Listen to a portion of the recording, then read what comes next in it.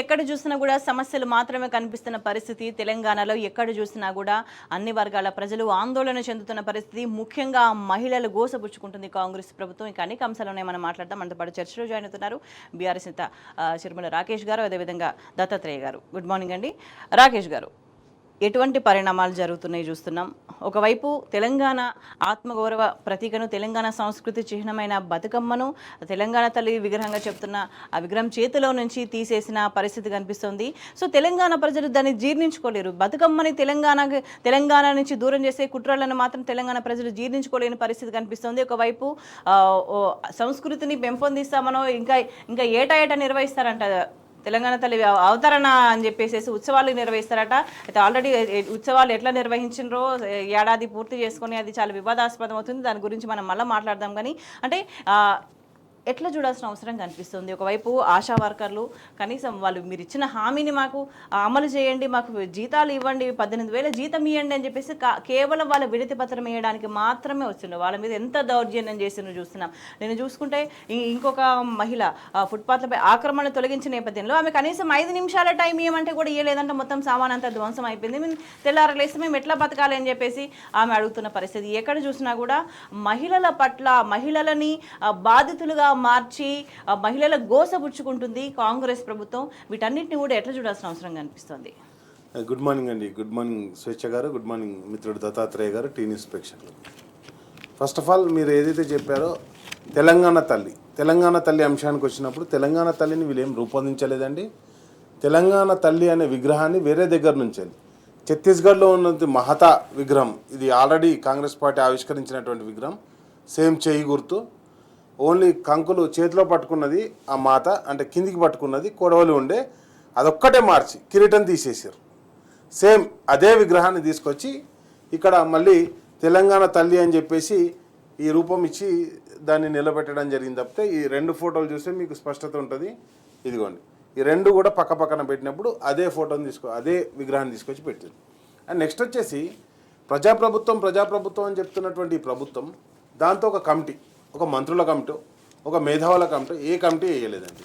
రహస్యంగా దాన్ని తీసుకెళ్ళి ఏది ఆ విగ్రహాన్ని మేము శిల్పులకు ఇచ్చినాం అది అని చెప్పి ఏ శిల్పికి ఇవ్వలే, ఏదైతే ఛత్తీస్గఢ్లో ఉన్న మహతా విగ్రహాన్ని తీసుకొచ్చి ఇక్కడ పెట్టడం జరిగిందండి.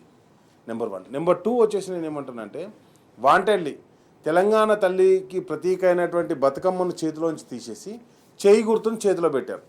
ఏదైతే చేయి గుర్తున్నదో ఆ చేయి గుర్తును అమ్మ చేతిలో పెట్టి అదే తెలంగాణ తల్లి అని అంటున్నారు. తెలంగాణ తల్లి అనేది ఒకరో ఇద్దరో కేసీఆర్ గారు రూపొందించింది కాదండి. ఆ రోజు తెలంగాణ ఉద్యమ క్రమంలో 2006లో ఎప్పుడైతే కాంగ్రెస్ పార్టీ తెలంగాణ ఇయ్యదని చెప్పినప్పుడు కేసీఆర్ గారు కేంద్ర మంత్రి పదవికి, అదేవిధంగా ఎంపీ పదవికి రాజీనామా చేసి కరీంనగర్లో బై ఎలక్షన్లు పోయిన క్రమంలో అంతా కళాకారులు కావచ్చు, మేధావులు కావచ్చు, అందరూ కలిసి కేసీఆర్ గారికి, అంటే కేసీఆర్ గారు ఒక్కరే కాదు, అందరూ కూర్చొని కేసీఆర్ గారి ఆధ్వర్యంలో అందరూ కలిసికట్టుగా దాన్ని నిర్మాణం చేయడం జరిగిందండి. అండ్ నెక్స్ట్ వచ్చేసి ఇంకొక అలిగేషన్ కూడా వాళ్ళు పెడుతున్నారు. ఏమని, అసలు కేసీఆర్ గారు తెలంగాణ తల్లిని అఫీషియల్గా డిక్లేర్ చేయలేదు. అఫీషియల్గా డిక్లేర్ చేసి ఉంటే మేము అసలు ఇది కొత్తగా తీసుకొచ్చే వాళ్ళం కాదు అని చెప్పేసి కూడా చెప్పడం జరిగిందండి. కానీ అన్ఫార్చునేట్లీ నేను ఏమంటున్నానంటే, ఇది అంటే అప్పుడు మన తెలుగు వేదిక నేను ఏమంటున్నానంటే, ఆ రోజు వెంకయ్య నాయుడు గారు స్వయంగా ఆ రోజు పాల్గొన్నటువంటి కార్యక్రమంలో తెలంగాణ తల్లిని, అదేవిధంగా ప్రశాంత్ రెడ్డి గారు ఇప్పుడు డైరెక్ట్ సెక్రటరియట్ ముందటనే ఈ తెలంగాణ తల్లి విగ్రహం కూడా ఉంది. ప్రశాంత్ రెడ్డి గారు ఫోటో కూడా దిగడం జరిగింది. R&B మినిస్టర్గా ఆ రోజు ఏ రోజైతే అది ఆవిష్కరించుకున్నారో తెలంగాణ తల్లి విగ్రహం కూడా అక్కడ బతుకమ్మతోటి, బంగారు బతుకమ్మతోటి అక్కడ ఉండడం జరిగిందండి. అది ఏదైతే తెలుగు ఉత్సవాలు చేసుకున్నప్పుడు స్వయంగా వెంకయ్యనాయుడు గారు ఆ ప్రోగ్రాంలో పాల్గొన్నారు. అది కూడా ఫుటేజ్ ఉందండి. కాబట్టి నేను ఏమంటున్నా అంటే, కంప్లీట్గా ప్రజల్ని బ్లఫ్ చేయడానికి, మభ్యపెట్టడానికి ఇదంతా సీఎం రేవంత్ రెడ్డి గారు ఆడుతున్నటువంటి ఒక ఆట, గేమ్, అదేవిధంగా వాళ్ళ చేయి గుర్తు కనిపించే విధంగా తీసుకున్నటువంటి చర్యలండి. ఇదొక అంశం అయితే, ఇంకొక ప్రధాన అంశం ఏంది, ఎందుకు మరి ఇలాంటి చర్యలు ఎందుకు చేపడుతుండు? టీజీఎస్ని తీసేసి టీజీని పెడతా, లేదా యాదగిరిగుట్ట పేరు తీసేది యాదాద్రి పెడతా, లేకపోతే ఇంకోటి తెలంగాణ తల్లిని మారుస్తా, లేకపోతే ఇవన్నీ కూడా ఎందుకు చేస్తున్నాడంటే, తెలంగాణ ఉద్యమ నేపథ్యంలో కేసీఆర్ గారు తెలంగాణ టీఆర్ఎస్ అంటే ఆ రోజు టీఆర్ఎస్ పార్టీ పెట్టిన తర్వాత ఆ పార్టీలోంచి తెలంగాణ ఉద్యమకారులందరూ అప్పటికి ఒక 60 సంవత్సరాలుగా మరుగున పడ్డటువంటి తెలంగాణ కళలను కల్చర్ను అన్నిటి బయట తీసుకొచ్చి వాటికి ప్రతీకగా చెప్తున్నటువంటి దాన్ని అన్ని తుదముట్టించడానికి తుడిచిపెట్టడానికి జరుగుతున్న కుట్రలో భాగమే. అంటే బతుకమ్మ అంటేనే తెలంగాణ ఐడెంటిటీ. మీరు ఇంతకుముందు మీరు చెప్పినట్టుగా ప్రజలకు కూడా అనేక సందేహాలు వచ్చినాయి. అంటే బతుకమ్మ లేకుండా తెలంగాణ తల్లి ఈ విగ్రహం ఇది అని అంటే ఎట్లా ప్రతీక అవుతుందని మీరు చెప్పింది చాలా బెస్ట్ ఎగ్జాంపుల్. అదే డౌట్ చాలా మందికి వచ్చింది. ఎందుకంటే ఎక్కడైనా సరే ఏ రాష్ట్రానికి చెందిన తల్లి అయినా సరే ఎక్కడ అన్ని చోట్ల పంటలు పండుతాయి, చేతిలో పంటలకు సంబంధించి ఆనవాళ్ళు ఉన్నాయి. మరి ఉత్త చేయి గుర్తు పెట్టిను. మరి తెలంగాణ ప్రతీక ఏది? అది ఏ తల్లి విగ్రహమైనా కావచ్చు. మీరు చూపింది అదే బెస్ట్ ఎగ్జాంపుల్ కనిపిస్తుంది. ఇదిగోండి చేయి గుర్తు. ఈ చేయి గుర్తు ఎట్లా ఉంటుందో, ఈ చేయి గుర్తు ఎట్లున్నదో అదే విధంగా ఆ తెలంగాణ తల్లి గుర్తు కూడా అట్లా ఇదే చెయ్యి సేమ్ చేయి గుర్తు చేతిలో పెట్టేశారు. కాంగ్రెస్ గుర్తు అది. అంటే కాంగ్రెస్ గుర్తుని చేతిలో పెట్టారు. తెలంగాణ తల్లి చేతిలో కాంగ్రెస్ గుర్తును పెట్టారు. అండ్ నెక్స్ట్ వచ్చేసి ఇంకోటి ఏంటంటే మరి ఇదంతా ఎందుకు చేస్తుండు అంటే ఒకటి తెలంగాణ ఉద్యమంలో ఈరోజు ఏదైతే ముఖ్యమంత్రిగా ఉన్నటువంటి వ్యక్తి ఆ రోజు తెలంగాణ ఉద్యమంలో ఏ రోజు కూడా లేరండి. కాబట్టి ఆ తెలంగాణ ఉద్యమ ఘట్టాన్ని లేకపోతే తెలంగాణ కేసీఆర్ ఆనవాళ్ళని చెరిపేస్తే అంటే అది ఎప్పటికీ సాధ్యం కాదు. ఇప్పుడు నువ్వు రోజు పోతున్నటువంటి సెక్రటరియట్ కావచ్చు, ఆ సెక్రటరియట్ పక్కన ఉన్నటువంటి అంబేద్కర్ విగ్రహం కావచ్చు, అదంతా ఎందుకంటే కేబుల్ బ్రిడ్జ్ కాడ నుంచి మొదలు పెడితే ఈరోజు హైదరాబాద్లో ఉన్నటువంటి 40 ఫ్లైఓవర్లు కావచ్చు, ప్రతి ఒక్కటి కూడా కేసీఆర్ అది అభివృద్ధికి ప్రతీకగానే ఉంటాయి. కాబట్టి నేనేమంటే ఇదొక అంశం అయితే ఈరోజు ఆయన ఇచ్చినటువంటి హామీలు ఏదైతే ప్రతి ఆడబిడ్డకు 18 ఏళ్ళు దాటిన వాళ్ళకు 2500 ఇస్తాను, లేకపోతే స్కూటీలు ఇస్తాను, లేకపోతే ఈరోజు ఆశా వర్కర్లకు 18,000 చేస్తాను, వాళ్ళు అడుగుతున్నటువంటి డిమాండ్లకే కదా వాళ్ళు ఇస్తుంది రిప్రజెంటేషనే. అంతేందుకు నేను పోలీస్ కుటుంబంలో పుట్టినా అన్నాడు. ఆ పోలీసులో ఎప్పుడైతే వాళ్ళ పాపం 14 రోజులు వాళ్ళు అడిగింది ఏంది, 14 రోజులు మేము 14 రోజులకు ఒకసారి ఇంటికి పోయే ఫెసిలిటీ ఆ రోజు. అంటే ఒకవేళ డ్యూటీ లేకపోతే, డ్యూటీ ఉంటే వాళ్ళు హెడ్ క్వార్టర్లో ఉంటారు, డ్యూటీ లేకపోతే హెడ్ క్వార్టర్లో ఉంటారు, డ్యూటీలు ఉన్నా 14 డేస్కి ఒకసారి కంపల్సరీ వాళ్ళకు 4 రోజులు లీవ్ ఇవ్వాలని చెప్పేసి ఒక కండిషన్ తోటి స్పెషల్ పోలీస్ పనిచేయడం జరుగుతుందండి. పనిచేస్తున్న వాళ్ళకి 26 రోజులకు లీవ్ ఇవ్వకుండా ఒక్కొక్కరికి 26 రోజులలో ఒకరికి జ్వరం వచ్చింది అనుకోండి, జ్వరం వస్తే వాళ్ళకు దాంట్లో ఒక అబ్సెంట్ కాబట్టి ఎవరికి కూడా లీవ్ దొరకదు. ఆ విధంగా మొత్తం కూడా వాళ్ళ హక్కులను కాల రాసేవాను. ఆయన ఏ డిపార్ట్మెంట్ నేను ఇక్కడ ఉన్న పోలీస్ డిపార్ట్మెంట్ దానికి కుట్ర, అదేవిధంగా నేను ఇక్కడ హైదరాబాద్లో పుట్టి పెరిగినంటే హైదరాబాద్ మీద కుట్ర, హైడ్రా కావచ్చు, మూసి కుట్ర కావచ్చు. కాబట్టి ఈయన చేస్తున్నటువంటి తెలంగాణ మీద చేస్తున్నటువంటి కుట్రలు ప్రతి ఒక్కటి ఇవన్నీ కూడా పక్కదారి పట్టాలంటే ఏదో ఒక అంశాన్ని పైకి తీసుకురావాలి.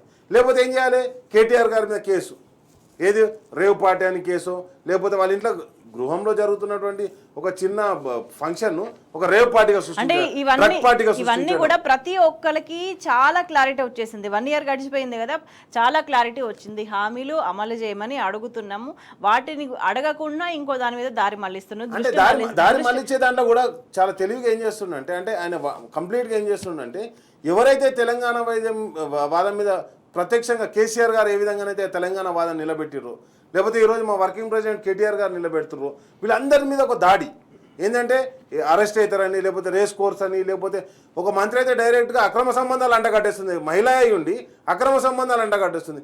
ఎవరెవరు ఏమున్నాయని చెప్పేసి దాని గురించి మాట్లాడడం చాలా బాగుండదు. కాబట్టి నేనేమంటున్నా అంటే ఈరోజు అంతేందుకండి, అదే మంత్రికి సంబంధించిన మనిషి రాజన్న కోడేలు అమ్ముకుంటారు, ఆమె ఎండోమెంట్ మినిస్టర్గా ఉంటారు, వాళ్ళ ప్రాంతాలకు సంబంధించిన వాళ్ళు రాజన్న కోడేలు తీసుకుపోయి కలేబరాలకు అమ్ముకుంటారు, కటికోలకు అమ్ముకుంటారు అండి.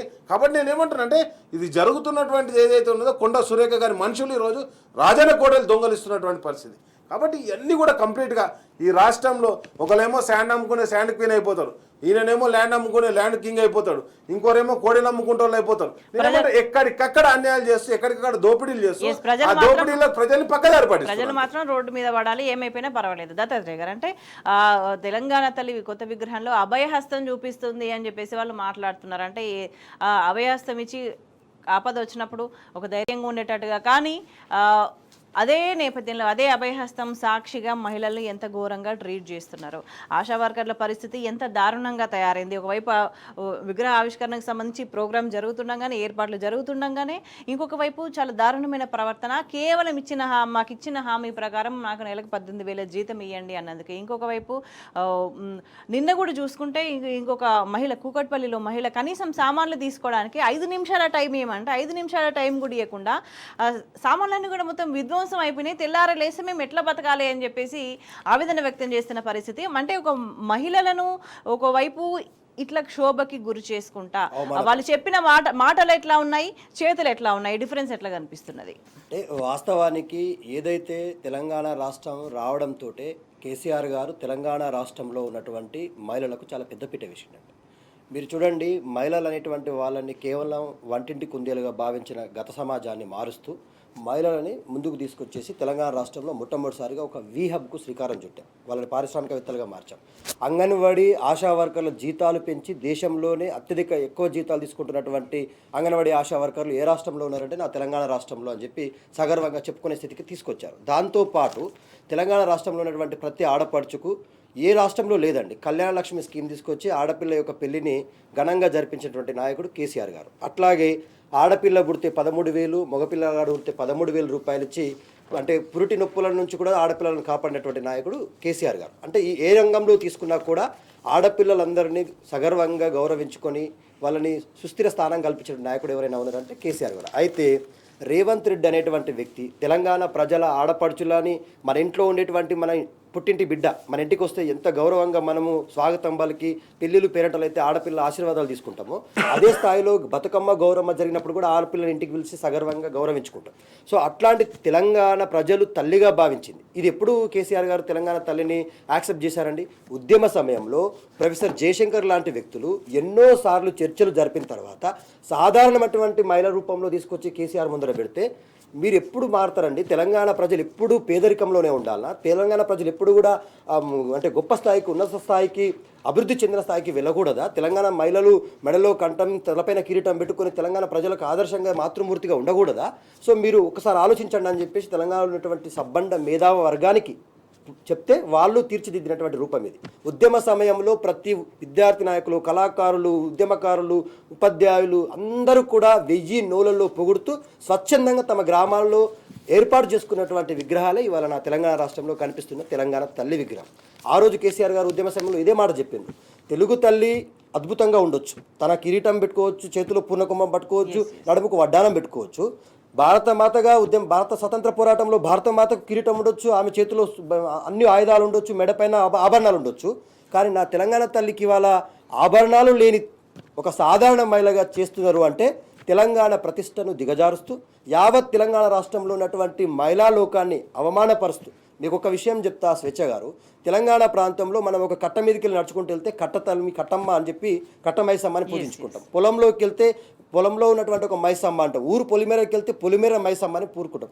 ఇలాంటి మైసమ్మలను కూడా మనం అద్భుతమైనటువంటి కిరీటాలతో పూజించుకునే ఈ రాష్ట్రంలో, గౌరవించుకునే ఈ రాష్ట్రంలో నువ్వు యావత్ తెలంగాణ రాష్ట్ర చరిత్రను, సంస్కృతిని, సాంప్రదాయాలను అవమానపరుస్తూ ఇక్కడ ఒక విషయం చాలా స్పష్టమైంది ఏంటంటే చంద్రబాబు నాయుడు లాంటి సమైక్యాంధ్రవాదులు తెలంగాణ విచ్ఛిన్నానికి పురిగొల్పుతున్నారేమో రేవంత్ రెడ్డిని అనేటువంటి అనుమానాలు కలుగుతూ ఉన్నాయి.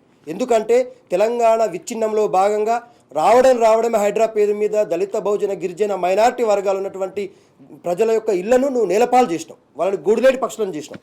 ఆ తర్వాత రైతులని రోడ్డు మీద తీసుకొచ్చి 2 ముక్కలుగా చేసి కేవలం 18,000 కోట్లే శాంక్షన్ చేసి రైతులను 2 ముక్కలు చేసినావు. ఆ తర్వాత ఇవాళ ఏదైతే నువ్వు ఆడంబరాలకు పోయి అవగాహన లేకుండా తెలంగాణ రాష్ట్రంలో బడ్జెట్ మీద నీకు అవగాహన లేదు, తెలంగాణలో ఎట్లొస్తాయి నిధులు ఎట్లా పోతాయి అనేటువంటి దాని మీద అవగాహన లేకుండా దశాబ్ద కాలానికి సరిపోయే ఉత్తుత్త మాటలు ఇచ్చేసి, ఉత్తుత్త హామీలు ఇచ్చేసి ఇవాళ తెలంగాణలో ఉన్నటువంటి పెద్ద సామాజిక వర్గమైనటువంటి మహిళలని నువ్వు రోడ్డు పాయికి తీసుకొచ్చినావు కదా. ఇవాళ మహిళలకు ఇచ్చినటువంటి 6 గ్యారంటీల్లో 2,500 రూపాయలు ఎటు పోయినాయని చెప్పేసి టీఆర్ఎస్ నాయకులుగా మా కేటీఆర్ గారు, హరీష్ రావు గారు అడిగితే కేసీఆర్ని ఏమంటా ఉన్నాడు, నువ్వు వాళ్ళిద్దరిని నా మీదకి వదిలేసినావు, వచ్చిన ఆంబోతులాగా నన్ను ప్రశ్నిస్తూ ఉన్నారు, నేను ఏం చేయలేకపోతున్నా, నేను తీసుకుంటున్న ప్రతి నిర్ణయం వెనక్కి తీసుకునే పరిస్థితి తీసుకొస్తున్నాడు కేటీఆర్, హరీష్ రావు అంటాడు. ఎస్, తెలంగాణ రాష్ట్ర ప్రజల హక్కులు నెరవేర్చడం కోసం, తెలంగాణ ప్రజల ఆకాంక్షలు తీర్చడం కోసం ఎంతటికైనా కొట్లాడడానికి, ఏ పాత్ర అయినా పోషించడానికి మా నాయకులు సిద్ధంగా ఉంటారు. మాకు తెలంగాణ రాష్ట్ర ప్రజల ఎజెండానే, తెలంగాణ రాష్ట్ర ప్రజల హక్కులు అవసరాలు తీర్చడమే బీఆర్ఎస్ పార్టీకి ప్రధానమైనటువంటి ఎజెండా. నీకు నీ నాయకుడు, జాతీయ నాయకుడుగా ఉన్నటువంటి కాంగ్రెస్ పార్టీ లక్ష్యం నెరవేరాలా, మహారాష్ట్రలో ఎన్నికలు ఉంటే అక్కడికి డబ్బులు పంపాలా, హర్యానాలో ఎన్నికలు ఉంటే హర్యానాకి డబ్బులు పంపాలా. ఎవడి సొమ్ము ఎవరిని నువ్వు ఎంజాయ్ చేపిస్తా ఉన్నావు? తెలంగాణ ప్రజల సొమ్ము నువ్వు ఆ జాతీయ నాయకులు అయినటువంటి కాంగ్రెస్ పార్టీ నాయకులకు తరలిస్తావు. ఒకవైపు ఇట్లా విధ్వంసాన్ని చేస్తానే సంస్కృతి మీద కూడా, తెలంగాణ సంస్కృతి మీద కూడా ఒక భీకరమైన దాడి కొనసాగిస్తున్న పరిస్థితి చాలా క్లియర్గా కనిపిస్తుంది. రాకేష్ గారు, మళ్ళీ ఫుడ్ పాయిజన్ జరిగింది, మళ్ళీ ఒక 30 మంది విద్యార్థులు అనారోగ్యానికి గురైనరు. వాళ్ళు వాళ్ళ పరిస్థితి, పిల్లల పరిస్థితి ఎట్లా ఉందంటే ఒకసారి నేను చూపిస్తాను. ఎంత ఎంత దారుణంగా ఉందంటే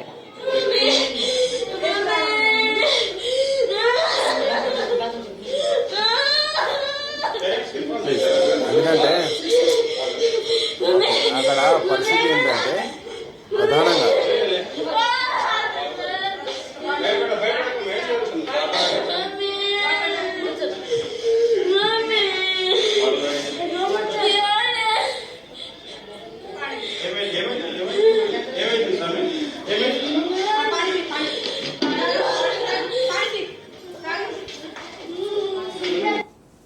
అంటే ఎంత దారుణమైన పరిస్థితి, పిల్లలు ఎంత ఘోరమైన సిచ్యువేషన్లో ఉన్నారు. కనీసం అక్కడ చదువుకోవడానికి పోయిన దగ్గర ఫుడ్ తింటే ఇట్లా రిపీటెడ్గా జరుగుతున్నాయి. ఎంత బాధ అనిపిస్తుంది ఆ వీడియో చూస్తుంటే. కానీ అధికారులు మాత్రం చలనం లేదు. ఇట్లా పిల్లలు చచ్చిపోతే కూడా ప్రభుత్వంలో చలనం లేదు. ఒకటండి, అంటే నిజంగా కూడా చాలా బాధాకరమైన విషయం. ఇప్పటికీ 49 నుంచి 50 మంది విద్యార్థులు మరణించడం జరిగింది ఫుడ్ పాయిజన్ తోటి. కేసీఆర్ గారు వచ్చినప్పుడు పేద విద్యార్థులు చదువుకోవాలని వాళ్ళందరికీ కూడా గురుకులాలు పెట్టిన పరిస్థితి సంగతి మనకు అందరికీ తెలుసు. ఒక 1000 గురుకులాల పైన పెట్టారు. అదేవిధంగా సెంట్రల్ గవర్నమెంట్ మోడల్ స్కూళ్ళకు ఏదైతే వాళ్ళకు అంటే ఫండింగ్ ఆపేసినా కానీ అవొక 500 మోడల్ స్కూల్లో ఒక 500 మోడల్ స్కూల్ ఉన్నాయి. అంటే 496 మోడల్ స్కూల్. వాటన్నిటిని కూడా మళ్ళీ కొనసాగిస్తూ ఇవొక 1000 గురుకులాలు దగ్గర దాదాపుగా 1500 గురుకులాలు పెట్టి తెలంగాణలో పేద విద్యార్థులు చదువుకోవడానికి కావాల్సినటువంటి ఫెసిలిటీస్ అన్నీ కూడా కేసీఆర్ గారి ప్రభుత్వం, కేసీఆర్ గారి ఆధ్వర్యంలో పేదల ప్రజల గురించి కల్పించిందండి. ఈరోజు నేను ఒకటే ఛాలెంజ్ చేస్తున్నా ఈ ప్రభుత్వాన్ని, రాష్ట్ర ప్రభుత్వాన్ని, డ్రాప్ అవుట్లు బయటికి తీయండి. ఎందుకు డ్రాప్ అవుట్లు అవుతున్నాయంటే మధ్యాహ్నం భోజనం వికటిస్తుంది. గురుకులాల్లో సరైన భోజనం పెట్టరు, పురుగులన్నం పెడతారు కూరగాయలు ఉండే వాళ్ళకు. అంటే చాలా భయంకరమైనటువంటి దుస్థితిలో ఈరోజు గురుకులాలన్నింటినీ నెట్టేసిండ్రండి. అది సమాజానికి, తెలంగాణ కాదు భారత సమాజానికి కూడా మంచిది కాదు. ఎందుకంటే వాళ్ళకు సరైన పోషక విలువలు ఉన్నటువంటి ఆహారాన్ని అందించకపోతే, గతంలో మనం కేసీఆర్ గారి ప్రభుత్వంలో ఉన్నప్పుడు పొద్దుగాల టిఫిన్ కూడా తీసుకురావడం జరిగింది. వాళ్ళందరికీ కూడా పొద్దుగాల అల్పాహారం పెట్టాలని చెప్పేసి అల్పాహార పథకాన్ని తీసుకొస్తే దాన్ని బంద్ చేశారు. ఈరోజు ఏదైతే విద్యార్థినులకు ఇచ్చేటువంటి మధ్యాహ్న భోజనంలో ఆ భోజనం క్వాలిటీ తప్పింది. ఇప్పుడు పుసుక్కున మనం ఎవరైనా కాంగ్రెస్ వాళ్ళని అడిగినాం అనుకోర్రి, ఏమంటారు తెలుసా వాళ్ళు? ఇది వాళ్ళ ఇంటికాడ నుంచి అప్పాలు తీసుకొచ్చుకొని తిన్నారు, లేకపోతే బేకరీలో ఫుడ్ తిన్నారు, కలెక్టర్ని అడిగితే బేకరీలో ఫుడ్ తిన్నారు, లేకపోతే ఇంకెవరిని అడిగితే కుర్కురేలు తిన్నారు. ఇవే చెప్తారు తప్పితే ఎక్కడ కూడా అరే నిజంగా ఇట్లా ఎందుకు అవుతుంది, పదే అన్ని గురుకులాలు ఎందుకు జరుగుతుందని చెప్పేసి ఎక్కడ కూడా తమను తాము ప్రశ్నించుకోరు. దాన్ని అంటే ఇట్లాంటి వ్యాఖ్యలు చేసిన మంత్రి అనుచరులు ఎటువంటి వ్యవహారం చేసిండ్రో రాజన్న కోడలని నమ్ముకున్నారు. అంటే ఇటువంటి వ్యవహారాల గురించి వాళ్ళ గురించి ప్రస్తావన రాకూడదు. ఏమన్నారనంటే ఆమె అప్పాలు తిన్నందుకు అయిందని చెప్పేసి మాట్లాడుకోవాలని, అంటే ఒక మైండ్ డైవర్షన్, ఏది మాట్లాడుకోవాలి అనే దాన్ని కూడా వాళ్ళే డిజైన్ చేసి ప్లాన్ చేసుకుంటున్న సిచ్యువేషన్ చాలా క్లియర్గా కనిపిస్తుంది. ఎవరు చూసినా మీకు అంటే నేను అదే చెప్తున్నా. ఎందుకంటే కంప్లీట్గా ప్రతిపక్షం ఏం మాట్లాడానో వాళ్ళన్నీ కూడా వాళ్ళు ఏం చేస్తారు, దాన్ని పక్కదారి పట్టిస్తారు. అంటే వెంటనే ఇప్పుడు అంటే ఇట్లా స్కామ్లు చేస్తున్నారనే విషయం మాట్లాడుకోదు. ఏమన్నారనంటే అప్పాలు తిన్నదన్నది, లేకపోతే ఇంకోటి ఏదో అసభ్యంగా మాట్లాడిందని మాట్లాడుకోవాలి. కానీ ఈ ప్రస్తావన రాకూడదు అనే విధంగా నేనేమంటున్నా అంటే వాళ్ళు ఏం చేస్తారు, డైలీ వాంటెడ్లీ అంటే ప్రజా సంక్షేమం గురించో, వాళ్ళు ఇచ్చినటువంటి 6 హామీలు 13 గ్యారంటీల గురించో, 420 హామీల గురించో మాట్లాడుకోకుండా ఉండాలంటే నిరంతరం ప్రతిపక్షాలను ఒక ప్రాబ్లం సృష్టించాలి, దాని చుట్టూ దింపాలి. గతంలో మనం హైడ్రా కావచ్చు, మూసీ రివర్ ఫ్రంట్ కావచ్చు, అదేవిధంగా ఈరోజు వీటన్నిటి గురించి అంటే మీరు ఫుడ్ పాయిజన్ అనేది లాస్ట్ పేజీకి వెళ్ళిపోవాలి, ఎక్కడో చిన్న ఇన్సిడెంట్ కావాలి. మొన్న కూడా అదే జరిగింది. ఎందుకంటే మీడియాని అడ్డం పెట్టుకొని మీడియాని మేనేజ్ చేసుకుంటా చాలా దారుణమైన కుట్రలకి సమైక్య రాష్ట్రంలో ఏవైతే కుట్రలకు పాల్పడ్డారో ఇప్పుడు కూడా కాంగ్రెస్ అధికారంలోకి వచ్చిన తర్వాత అవే కుట్రలకు పాల్పడుతుంది. మీరు అన్న విషయం ఎగ్జాక్ట్లీ నిన్న జరిగింది. మొన్న ఆశా వర్కర్లకు సంబంధించి ఇంత పెద్ద ఇష్యూ జరిగితే దానికి సంబంధించిన వార్త ఏది కూడా ఏ ఆంధ్రజ్యోతిలో కాదు, ఏ ఈనాడు పేపర్లో కాదు, ఎక్కడ కూడా ఫ్రంట్ పేజీలో కాదు, అక్కడెక్కడనో 3వ పేజీలో. అది కూడా ఏంటంటే వితౌట్ వీళ్ళేదో ఆశా వర్కర్లు వాళ్ళేదో వాళ్ళు పోలీసుల మీద పోలీసులని కొట్టిరు అనే దాన్ని ఒకదాన్ని తప్పుడు ప్రచారం చేసే ప్రయత్నం చేస్తున్నారు. ఆ మహిళని డీసీఎంలోకి ఎక్కిస్తే కాలు డోర్లో ఇరిగితే ఆమె చేయెత్తింది. ఎవరైనా సరే అసంకల్పిత ప్రతీకార చర్య అని అంటారు. నిజంగా కాలుతుందన్నప్పుడు కాలు ఎట్లా అంటే అంటే ఆ డీసీఎం డోర్ లో కాలు ఇరికినప్పుడు ఎవరైనా ఎట్లా స్పందిస్తారో దానికి ఒక పద్ధతి అనేది ఏముండదు.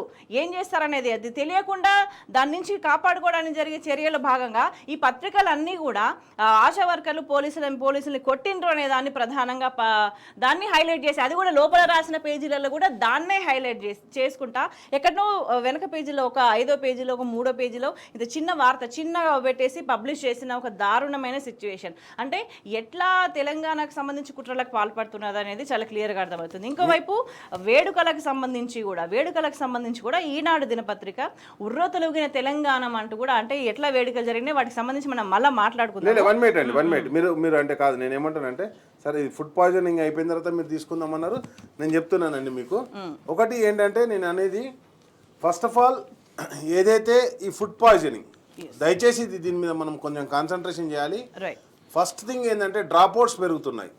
డ్రాప్అవుట్స్ ఎందుకు పెరుగుతున్నాయంటే గతంలో వాళ్ళకు అంటే బలమైన ఆహారం పెట్టడం ద్వారా వాళ్ళందరూ కూడా విద్యార్థులందరూ కూడా గురుకులాలకు వాళ్ళు జైన్ కావడానికి బాట పట్టడం జరిగింది. బాట పట్టిన వాళ్ళని వీళ్ళని ఏం చేశారు, ఈరోజు మొత్తం కూడా గురుకులాలన్నీ మూసేసే దిశగా, కంప్లీట్గా మూసేసే దిశగా వాళ్ళు తీసుకుపోవడం జరిగింది. నెంబర్ 1. నెంబర్ 2 నేనేమంటున్నానంటే గవర్నమెంట్ పాఠశాలలు అన్నింటిలో కూడా పొద్దుగానే అల్పాహారం పెట్టడం అంటే టిఫిన్ పెట్టడం అనే కార్యక్రమాన్ని కూడా తీసుకొచ్చారు. దాన్ని కూడా బంద్ చేయడం జరిగింది.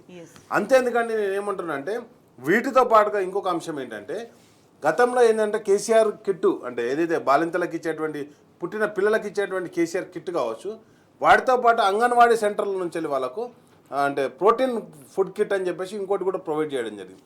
దాన్ని కూడా ఆపేశారు. అండ్ ఇక పిల్లలు పుట్టినప్పుడు ఇచ్చే డబ్బులు మొత్తానికి ఆపేశారు. అంగన్వాడీ సెంటర్ల నుంచి వెళ్ళి ఎగ్సును పాలు కూడా పోయేటి, అవి కూడా సరిగా అందట్లేదండి ఈరోజు. కాబట్టి ఎక్కడ చూసినా కానీ గతంలో ఇచ్చినటువంటివన్నీ నేను ఏమంటున్నా అంటే ప్రజలు ఆలోచించుకోవాలి.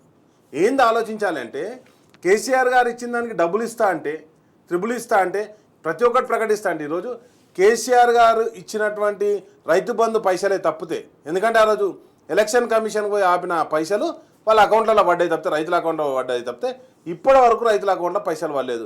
నిన్న మనం చూసిన మందుల సామెలైన ఒక ఎమ్మెల్యే, తుంగతుర్తి ఎమ్మెల్యేను మహిళలందరూ అడ్డుకున్నారు, ఎందుకు మా అది అయితలేవు అని చెప్పేసి. అంతేందుకండి మొన్న కేటీఆర్ గారు చెప్పారు మీటింగ్లో, ఏది కీసరకు సంబంధించిన ఒక రైతులకు ఒక సొసైటీలో, ఆ సొసైటీ మొత్తంలో 119 రైతులు ఉంటే ఒక్కరికి కూడా రుణమాఫీ కాలే. ఎందుకంటే 2 లక్షల దాకా రుణమాఫీ ఒక్కరు కూడా కాకుండా ఉంటుందా? అందరికైనప్పుడు ఒకరు కూడా అంటే క్రమంగా వాళ్ళు చెప్తున్నటువంటి వాటి అన్నిటి నుంచి పక్కదారి పట్టేయడం. కానీ ఈరోజు విద్యారంగం మాత్రం చాలా సంక్షోభంలో ఉందండి. ప్రభుత్వ విద్య చాలా సంక్షోభంలో ఉంది. కాబట్టి వెంటనే దాని మీద చర్యలు చేపట్టాలని చెప్పేసి, ఏదైతే మేము మేధావులం అని చెప్పేసి ఏ సంఘటన జరిగినా జరగకుండా విమర్శలు చేసి ఈరోజు ఎమ్మెల్సీ స్థానాలు పొందినటువంటి వాళ్ళు, లేకపోతే విద్యా కమిషన్ చైర్మన్ స్థానాలు పొందినటువంటి వాళ్ళందరూ, మొన్న ఆయన విద్యా కమిషన్ చైర్మన్ మురళి గారు ఏమంటారంటే, కొంతమంది ఆర్ఎస్పీ గురించి మాట్లాడితే, ఆర్ఎస్పీ ఫుడ్ పాయిజనింగ్ గురించి మాట్లాడితే ఆయన పైసలకు అమ్ముడు. అరే ప్రతిపక్షం నుండి పైసలకు అమ్ముడు పోతా, తెలివి ఉండాలి మాట్లాడితే. నువ్వు జీతానికి కక్కుర్తిపడి, కారు కక్కుర్తిపడి నువ్వు ఈరోజు ఉద్యోగంలో చేరేను. కానీ తెలంగాణ ప్రజల పక్షాన్ని ఎక్కడ మాట్లాడుతున్నాను? ఫుడ్ పాయిజన్ అవుతుంది. ఎన్ని సెంటర్లకు పోయొచ్చండి ఆగ్నూరు మురళి? నేనేమంటున్నానంటే కంప్లీట్గా వీళ్ళు అంటే పచ్చ కళ్ళద్దాలు పెట్టుకొని తిరుగుతున్న వీళ్ళు, నేనేమంటున్నానంటే కంప్లీట్గా తెలంగాణ అద్భుతంగా పచ్చగా ఉన్నదని చెప్పేసి చెప్తారు తప్పితే వీళ్ళకి కామెరలు వచ్చిన విషయం వీళ్ళకి అర్థమవుతలేదు. అరే ఇంతమంది ఫుడ్ పాయిజన్ అవుతుంది, మరి ఎందుకు హాస్పిటల్ పోయి పరామర్శిస్తలేరు? వాళ్ళకి కావాల్సిన నిధులు ఎందుకు రిలీజ్ చేస్తలేరు? కాబట్టి నేనేమంటున్నాను, వాళ్ళ కోట్లు లేవండి పాపం. ఆ విద్యార్థులు ఎవరైతే గురుకులాల్లో చదువుకుంటున్నటువంటి విద్యార్థులకు వాళ్ళకి ఎవరికి ఓట్లు లేవు. కాబట్టి వాళ్ళ గురించి పట్టించుకోవడానికి అవసరం లేదు. నేను ఒక్కడే చెప్తున్నా, కాంగ్రెస్ ప్రభుత్వం వచ్చిన తర్వాత మొత్తం కూడా విధ్వంసం దిశగా నడుస్తుంది. ఈ సమాజాన్ని మొత్తం చిన్నభిన్నం చేసే దిశగా నడుస్తుంది. ఇది రాబోయే కాలంలో తెలంగాణ సమాజానికి కావచ్చు, భారతదేశానికి కావచ్చు మంచిది కాదు. కాబట్టి వెంటనే దీని మీద చర్యలు చేపట్టాలి. నిజంగా ఇంకోటి ఏంటంటే, ఇప్పటివరకు ఎడ్యుకేషన్ మినిస్టర్ లేడు. అదేవిధంగా ఇప్పటివరకు ఏది పోలీస్ శాఖ హోంమంత్రి లేడు. అరే ప్రధానమైనటువంటి శాఖలు ఏవైతే ఉన్నాయో ప్రజల రక్షణకు లేరు, ప్రజల విద్యకు లేరు. మరి దేనికి ఉన్నారు అంటే వీళ్ళు కాపాడుకున్న రియల్ ఎస్టేట్ అని మున్సిపల్ శాఖ మంత్రి కూడా లేడు. నేనేం అన్ని ఇవన్నీ విషయాలు సాధారణ ప్రజలు రోజువారీ యూజువల్గా నార్మల్గా వాళ్ళ పనులు వాళ్ళు చేసుకుంటా జీవనం గడిపే సామాన్య ప్రజలన్నీ కూడా మీరు చెప్పిన అంశాలన్నీ కూడా లేవనెత్తుతున్న పరిస్థితి చాలా క్లియర్గా కనిపిస్తుంది. అందుకు వాళ్ళు ఎవరు నాయకులు ఎవరు కూడా ప్రజాప్రతినిధులు ఎవరు కూడా అధికార పక్షంలో ఉన్న వాళ్ళు ఎవరు జనంలోకి వెళ్ళలేని సిచ్యువేషన్ అయితే నెలకొన్నదని చెప్పొచ్చు. దత్తాత్రేయ గారు అంటే విద్యార్థులని ఒక చదువుకు దూరం చేస్తూ ప్రజలని రెగ్యులర్ లైఫ్ స్టైల్కి రెగ్యులర్ జీవనానికి దూరం చేసుకుంటాడు. మహిళలు ఒకవైపు ఇబ్బందులు పడుతున్నారు, ఇంకెవరైనా సరే ఎప్పుడు ఎక్కడ వచ్చి ఏం కూల్చివేతలు చేస్తారో అని తెలియని పరిస్థితి. కనీసం సరే కూల్చివేస్తే కనీసం 5 నిమిషాల టైం ఏమంటే 5 నిమిషాల టైం ఇవ్వని పరిస్థితి. ఇంకొక వైపు సంస్కృతి విధ్వంసం, వీటన్నిటినీ కూడా ఒక సోషల్ డిస్టర్బెన్స్ని క్రియేట్ చేస్తుంది కాంగ్రెస్ రావడంతో. స్వేచ్ఛ గారు, తెలంగాణ ఏడుస్తుందండి. కాంగ్రెస్ వస్తే కరువు వస్తుందని ఒక నానుడు ఉంది. కాంగ్రెస్ వస్తే తెలంగాణలో ఏదైతే కేసీఆర్ గారు 10 సంవత్సరాలు తెలంగాణ ప్రజలని కంటికి రెప్పలాగా కాపాడుకున్నాడో అన్ని వర్గాలలో అన్ని రంగాలలో, కానీ రేవంత్ రెడ్డి గారు ముఖ్యమంత్రి అయిన తర్వాత ఈ రాష్ట్రానికి రేవంత్ గ్రహణం పట్టుకుందని చెప్పి తెలంగాణ ప్రజలు మాట్లాడుతున్నారు. ఇవాళ విద్యా వ్యవస్థ అండి, పేద ప్రజల పిల్లలు ముఖ్యంగా ఎస్సీ ఎస్టీ బీసీ మైనార్టీ వర్గాల పిల్లలకు ఉన్నతమైన విద్యని నాణ్యమైనటువంటి విద్యను అందించాలనేటువంటి గొప్ప లక్ష్యంతో ఏదైతే కేసీఆర్ గారు గురుకుల విద్యా వ్యవస్థను పటిష్టం చేస్తూ అంతర్జాతీయ స్థాయిలో ఒక పేదింటి ఆడపిల్ల మలావత్ పూర్ణ ఆనంద్ లాంటి వాళ్ళని ఎవరెస్ట్ శిఖరాలను ఎక్కించి ఆక్స్ఫర్డ్ లాంటి విశ్వవిద్యాలయాలలో పిహెచ్డీలు చేసే స్థాయికి తెలంగాణ రాష్ట్రంలో అద్భుతంగా మొన్న రీసెంట్గా 2024కు ముందు విడుదల చేసినటువంటి దాంట్లో మెడికల్ సీట్లు అండి. నా తెలంగాణ రాష్ట్రంలో అత్యంత ఎక్కువగా మెడికల్ సీట్లు సాధించింది గురుకుల అబ్బాయిలు, అలాగే ఇంజనీరింగ్ సీట్లు. సో ఇట్లా ఈ స్థాయిలో పేదింటి పిల్లలు ఒక ఎరుకల సామాజిక వర్గానికి చెందినటువంటి పాప మెడిసిన్ సీట్ సాధించిన తర్వాత కేటీఆర్ గారి దగ్గరికి తీసుకెళ్ళామండి మేము. సార్ వీళ్ళు చాలా పేదవాళ్ళు సార్, ఇట్లా మెడిసిన్ సీట్ వచ్చిందంటే కేటీఆర్ గారు పూర్తి స్థాయిలో ఆమెకు భరోసా ఇస్తూ ఆమె ఫీజు కట్టి అద్భుతంగా ఆమె డాక్టర్ అయ్యేటువంటి పరిస్థితులు కల్పిస్తే, ఇవాళ రేవంత్ రెడ్డి గారు విద్యాశాఖ మంత్రిగా సంవత్సర కాలంలో ఒక్క సమీక్ష కూడా నిర్వహించలేదండి విద్యాశాఖ పైన. ఇక ఆడంబరాలకు పోతూ మేము 2500 మంది విద్యార్థులు ఒకే దగ్గర చదువుకునేటువంటి ఇంటిగ్రేటెడ్ స్కూల్ అని ఏర్పాటు చేస్తున్నాము అని చెప్పేసి ఆడంబరాలు పలుకుతుంటే, 400 మంది ఉన్నటువంటి గురుకులాలని నువ్వు చక్కగా నిర్వహిస్తలేవు, వాళ్ళకి సరైనటువంటి ఫుడ్ అందిస్తలేవు. అంటే ఒకవైపు గురుకులాల పరిస్థితి ఇట్లా ఉంది, వరుసగా ఫుడ్ పాయిజన్ ఘటనలు జరుగుతున్నాయి, పిల్లలు చనిపోతున్నారు. ఇంతకుముందు మనం వీడియోలో చూస్తున్నాం, పిల్లలు అంతా గోసపడుతున్నారు. సో ఒకవైపు తెలంగాణలో పరిస్థితి ఇట్లా ఉంటే, అంటే ఓవరాల్గా కాంగ్రెస్ ఏం చేస్తుంది, కాంగ్రెస్ ఎటువంటి వైఖరి అవలంబిస్తుంది సమస్యల పట్ల, పరిపాలనకు సంబంధించి ఎంత ఫెయిల్యూర్ అయిందనే దాన్ని ఇక్కడ తెలంగాణలో మీడియాని మేనేజ్ చేస్తుండొచ్చు, కానీ జాతీయ స్థాయిలో దానికి సంబంధించి చర్చలు జరుగుతున్నాయి, ప్రశ్నిస్తున్న సందర్భంగా అనిపిస్తుంది. అంటే తెలంగాణలో పరిస్థితి వాస్తవంగా ఇట్లా ఉంటే కాంగ్రెస్ అఫీషియల్ ఎక్స్ హ్యాండిల్స్లో మాత్రం అంటే తెలంగాణలో మనం ఇక్కడ సిచ్యువేషన్ ఎట్లా ఉంది, పిల్లలు ఎట్లా ఇబ్బంది పడుతున్నారు చూస్తున్నాం. అక్కడ ఇంటిగ్రేటెడ్ విద్యకు సంబంధించి అక్కడ ఏదో సాధించేసినట్టు వాళ్ళ హ్యాండిల్స్లో తాజాగా వాళ్ళు ఒక పబ్లిసిటీ చేసుకుంటున్నారు. అంతా సాధించేసినామని వీడియోలు క్రియేట్ చేసుకొని వాళ్ళు పబ్లిసిటీ చేసుకుంటున్నారు. అంటే వాస్తవ పరిస్థితికి వాళ్ళు చెప్పుకుంటున్న దానికి ప్రచారం చేస్తున్న దానికి డిఫరెన్స్ని గమనిస్తున్నారు. కాబట్టి ఇగో ఇటువంటి వార్తలు, ఈయన నాయకత్వంలో ఏం మాట్లాడుతున్నాడు, ఏం చేస్తున్నాడు, ఎంతమంది ట్యాగ్ చేసుకుంటా బాధితులు సామాన్య ప్రజలు అందరూ కూడా ట్యాగ్ చేసుకుంటా ఆయన పెడుతున్నారు, కానీ ఒక్క స్పందన కూడా రావట్లేదు ఆయన దగ్గర నుంచి. ఇక్కడ సమస్యలకు సంబంధించి ఒక ఫెయిల్యూర్ అనేది క్లియర్గా కనిపిస్తుంది. కాబట్టి ఇట్లా కూటమిలో ఆయన నాయకత్వానికి సంబంధించి వాళ్ళ సమస్య వచ్చిందని భావించాలా? దేశవ్యాప్తంగా రాహుల్ గ్రాఫ్, కాంగ్రెస్ గ్రాఫ్ పూర్తి స్థాయిలో ప్రాంతీయ పార్టీల భుజాలపైన ఆధారపడుతుంది. ఎందుకు ఇంత స్పష్టంగా చెప్తా ఉన్నామంటే, మొన్న కన్నుబోయి లొట్టబోయినట్టుగా ఇది జేఎంఎం అనేటువంటిది లేకపోయి ఉంటే ఆ జార్ఖండ్లో వాళ్ళకి ఆయంత భాగస్వామ్యం కూడా దొరికేది కాదు. మహారాష్ట్రలో చూసాం మనం, మహారాష్ట్రలో అట్టర్ ఫ్లాప్ అయిందండి కాంగ్రెస్ పార్టీ, 16 స్థానాలకు పడిపోయిందంటే వాళ్ళు ఇంకా అసలు అంటే ప్రక్షాళన చేసుకోవడం కాదు, పార్టీని పక్కన పెట్టేసి రాజకీయాల నుంచి తప్పుకుంటే బాగుంటుంది అనేది ఇవాళ దీది ఏదైతే పశ్చిమ బెంగాల్ టైగర్ అనేటువంటి మమతా గారు మాట్లాడుతున్న దాంట్లో వాస్తవం ఉంది. శరద్ పవార్ గారు వాళ్ళు అదే మాట ఎక్స్ప్రెస్ చేశారు. కాంగ్రెస్ పార్టీ కూటమిలో ఉన్న ప్రతి ఒక్క నాయకుడు వాళ్ళు ఏమంటా ఉన్నారంటే, ఫెయిల్యూర్ నాయకుడు ఎవరైనా ఉన్నారా ఈ దేశంలో, నాయకత్వాన్ని పటిష్టం చేయడం కానీ, రాజకీయాల్లో ఒక మార్పు తీసుకొచ్చడం కానీ, రాష్ట్రాల్లో ఎన్నికలు జరుగుతుంటే అధికారాన్ని తీసుకురావడం కానీ, హర్యానా లాంటి రాష్ట్రాల్లో ఎన్నికలు జరిగితే 7 గ్యారంటీల పేరు మీద అక్కడికి వెళ్తే 7 గ్యారంటీలు అక్కడ అబాసు పాలైనాయండి. మహారాష్ట్రలో కూడా ఇదే తెలంగాణ రాష్ట్రంలో వచ్చినటువంటి 6 గ్యారెంటీలు ఇస్తే అవి కూడా మహారాష్ట్ర ప్రజలు కూడా యాక్సెప్ట్ చేయలేదు. అక్కడ కాంగ్రెస్ పార్టీని తిరస్కరించిండ్రు. దేశవ్యాప్తంగా జాతీయ పార్టీల యొక్క మనుగడ ప్రాంతీయ పార్టీల భుజస్కంధాలపైననే నిలబెట్టబడుతుంది. స్వేచ్ఛ గారు ఎందుకు ఇంత గట్టిగా చెప్తా ఉన్నానంటే, గతంలో బీజేపీ పార్టీ అదే ధోరణి చేసింది, ఇప్పుడు కూడా అదే ధోరణి. ఇవాళ మహారాష్ట్రలో అత్యంత ఎక్కువగా అధికారాన్ని షేర్ చేసుకుంటున్నటువంటి బీజేపీ పార్టీకి 2 ప్రాంతీయ పార్టీలు ఊపిరిపోసినాయి. ఈ 2 పార్టీల భుజస్కంధాలపైనే అధికారాన్ని లాక్కుంది బీజేపీ పార్టీ. ఇవాళ కాంగ్రెస్ పార్టీ కూడా అదే పరిస్థితిలో ఉంది. కాంగ్రెస్ పార్టీ అయితే అసలు ఇక వెంటిలేటర్ పైన ఉందనేటువంటిది స్పష్టమైపోయింది. కాంగ్రెస్ పార్టీ నాయకత్వాన్ని తెలంగాణనే కాదు దేశవ్యాప్తంగా ప్రతి ఒక్కరు కూడా విశ్వసించే పరిస్థితి లేదు. అందుకే మా నాయకుడు అంటే ఇప్పుడు కేటీఆర్ గారు కానీ హరీష్ రావు గారు కానీ స్పష్టంగా ఏం చెప్పారంటే, ప్రాంతీయ పార్టీలే ఆ రాష్ట్రాల హక్కులు నెరవేర్చడానికి శ్రీరామ రక్ష. ప్రాంతీయ పార్టీలతోనే రాష్ట్రం త్వరితగతిన అభివృద్ధి చెందుతుంది. అది తెలంగాణ రాష్ట్రంలో జరిగి చూపించినాం, మేము చేసి చూపించినాం. ఎందుకంటే 10 yearsలో ప్రతి రంగాన్ని మనం ముందుకు తీసుకెళ్ళాం. ఐటీ రంగంలో 9 లక్షల పైచలకు ఉద్యోగాలు సృష్టించుకున్నాం. 350 పైచలకు జాతీయ అంతర్జాతీయ సంస్థలను తీసుకొచ్చి ఇక్కడ పెట్టుబడులు పెట్టించినాం. రికార్డు సమయంలో 36 ఫ్లైఓవర్లు, 12 అండర్ బ్రిడ్జ్లు నిర్మించినాం. 26 ప్రభుత్వ ఆసుపత్రులు నిర్మించినాం. 33 ప్రభుత్వ కలెక్టరేట్లు నిర్మించినాం, ఇంటిగ్రేటెడ్ కలెక్టరేట్లు. తెలంగాణ రాష్ట్రంలో గ్రామాలను మీరు గుర్తుపెట్టుకోండి, దేశంలో ఉన్న 28 రాష్ట్రాల్లో 9 కేంద్రపాలిత ప్రాంతాల్లో ఎక్కడికి వెళ్ళినా కూడా నా తెలంగాణ రాష్ట్రంలో జరిగినంత గ్రామీణ అభివృద్ధి ఇంకే రాష్ట్రంలో జరగలేదని తెలంగాణ ప్రజలు సగర్వంగా చెప్పుకుంటారు. టీఆర్ఎస్ సమయంలో, బీఆర్ఎస్ సమయంలో కేసీఆర్ గారు గ్రామాలే ఈ రాష్ట్రానికి పట్టుకొమ్మలు, దేశానికి పట్టుకొమ్మలు అని చెప్పేసి ప్రకృతి విషయంలో కానీ, పారిశుద్ధ్య విషయంలో కానీ, అంగన్వాడీలను సంరక్షించడంలో కానీ, ఆశా వర్కర్లను కాపాడుకోవడంలో కానీ, వైద్య రంగంలో కానీ, ఆడవాళ్ళకి ఇచ్చినటువంటి న్యూట్రిషన్ కిట్లో కానీ, పుట్టిన తర్వాత పిల్లలకి ఇచ్చినటువంటి మిగతా సౌకర్యాల విషయంలో కానీ, ఎడ్యుకేషన్ విషయంలో పిల్లలకి ఇచ్చినటువంటి గురుకుల విద్యా వ్యవస్థ కానీ, విశ్వవిద్యాలయాలు పటిష్టం కానీ, యూనివర్సిటీలలో జరిగినటువంటి మార్పులు కానీ, ఏదైనా కూడా తెలంగాణ రాష్ట్రంలో కేసీఆర్ గారి సమయాన్ని ఇట్లా పోల్చుకుంటున్నారు.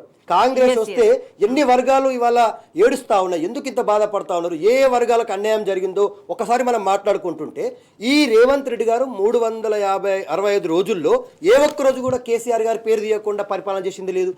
మాట్లాడితే కేసీఆర్ గారిని తిట్టడం తెలంగాణ సమాజం హర్షించదండి. రాకేష్ గారు అన్నట్టుగా అంటే ఉన్నదానికంటే ఇంకేదో గొప్పగా రెట్టింపు చేసి ఇంకేదో పెంచి చేస్తామన్నట్టు కాకుండా రాకేష్ గారు యథాతథ స్థితిని కూడా యాజ్ ఇట్ ఈస్ ఉన్నదాన్ని కూడా కొనసాగించలేకపోతున్న ఒక ఫెయిల్యూర్ వాతావరణం కనిపిస్తుంది. ఫెయిల్యూర్ పరిపాలన అనేది చాలా క్లియర్గా కనిపిస్తుంది.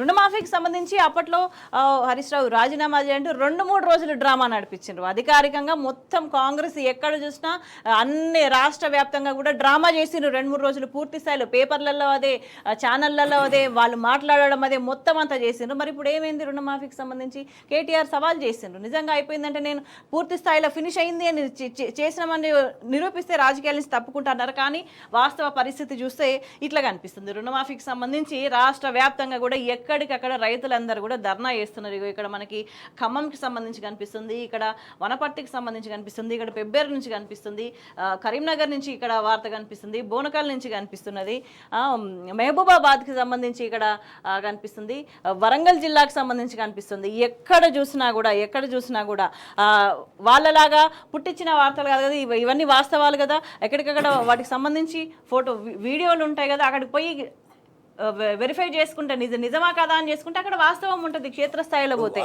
ఇక్కడ పత్తి కొనుగోలు చేయాలనుకుంటే ఇక్కడ మాగనూరు ఇక్కడి నుంచి కనిపిస్తుంది. ఎక్కడ చూసినా కూడా ఇదే సిచ్యువేషన్, ఇదే ఎక్కడ చూసినా కూడా ఇదే పరిస్థితి. రాష్ట్ర వ్యాప్తంగా కూడా ఎక్కడ చూసినా రైతులు కూడా మంచిగా లేరు. అంటే ఒక అధికారికంగా 3-4 రోజులు డ్రామా చేస్తుంది ప్రభుత్వం అని అంటే ఏ స్థితిలో ఉన్నది? ఇప్పుడు ఒకటండి, నేనేమంటున్నా అంటే, మీరు అడిగిన దానికి స్వయంగా మంత్రులే సమాధానం చెప్పారు. మంత్రులు ఏమని చెప్పారంటే, మీరు ఆవేశపడిపోయి జల్లి మీరు పైసలు కట్టకుర్రి, మీరు పైసలు కడితే మీరు రుణమాఫీ అవుతలే, 2 లక్షల రుణమాఫీ అవుతలే నన్ను చడగకుర్రని డైరెక్ట్ తుమ్మల నాగేశ్వరరావు గారు చెప్పారు.